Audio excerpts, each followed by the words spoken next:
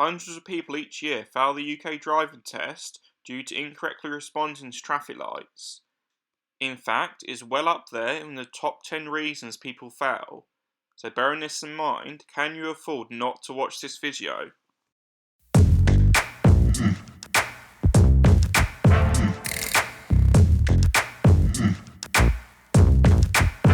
Hi there, and thanks for clicking on the video. So today we're going to be looking at how to deal with traffic lights.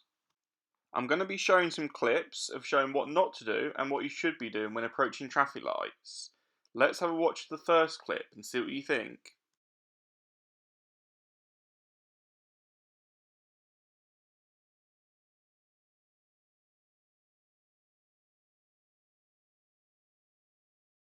Did you notice here the driver stopped well over the stop line? This would most definitely be a serious fault in the driving test, as you must stop before the stop line, not beyond it. Look how long it took for them to react to the traffic light changing. Why were their reactions so slow? Their problem is their approach speed is too fast. Their foot is on the accelerator when they're approaching the traffic lights, so they're not anticipating the light changing. You may then be thinking to yourselves, should the driver have carried on? But as we can see from this freeze frame here, if they would have carried on, they would have jumped a red light. By approaching the traffic light too fast, they got themselves in a situation they could not get themselves out of. There are lots of misconceptions of traffic lights which cause the issues.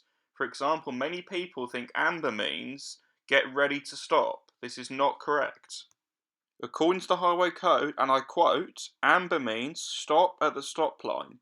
You may only proceed if the amber appears after you have crossed the stop line or are so close to it that to pull up might cause an accident.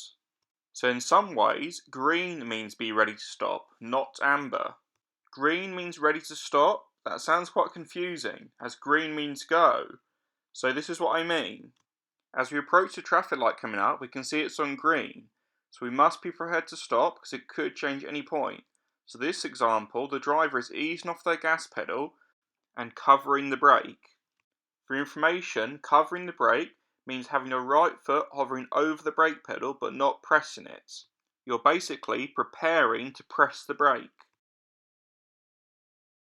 So when it then changes to amber, they can brake immediately and stop safely behind the stop line.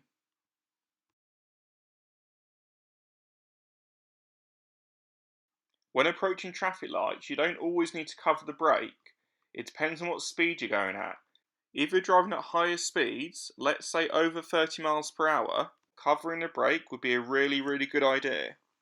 This is because it takes a lot more effort to stop when travelling at higher speeds. So by covering the brake, you're much more prepared to stop, be much easier. But if you're travelling at 30 miles an hour or less, it's much easier to stop. So you won't need to cover the brake. It could be a bit excessive and slow you down too much. Just easing off the gas slightly would be the best thing to do. Here's another example of approaching a traffic light. So as we approach the traffic light, we must be prepared to stop. So we're easing off the gas pedal, being ready to stop. But this time when it changes to amber, we must keep going as we're too close to the stop line. If we try to stop, we either end up over the stop line or end up stopping up so quickly it could cause an accident with the car behind. Here's another example. So again, we're at slow speeds, so we don't need to cover the brake here, but we need to anticipate the light could change at any moment. So we just be ready for it to stop, and then we should commit now. But this student decides to stop and ends up stopped over the stop line. On the driving test, the examiner could give you a serious fault for this, as you've broken the law by stopping over the stop line. Similar here, the student approached the traffic light and as it changed to amber, they stop. They do stop behind the stop line this time, however, look how quick their braking was. This could cause a high risk for cars behind, and they could quite easily get hit by a car behind. So this is likely to also be a serious fault on your driving test. In this example, the student should have carried on as it was not safe to stop.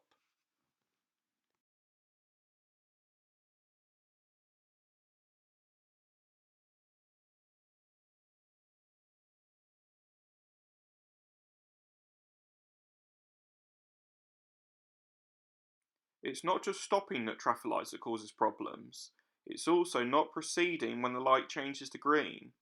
So in this example here, you can see the light changing to green and a student hesitates to pull away. They do notice light is green, however they're not sure if they should wait behind the stop line until the oncoming traffic passes, or if they should wait in the middle in the turning box.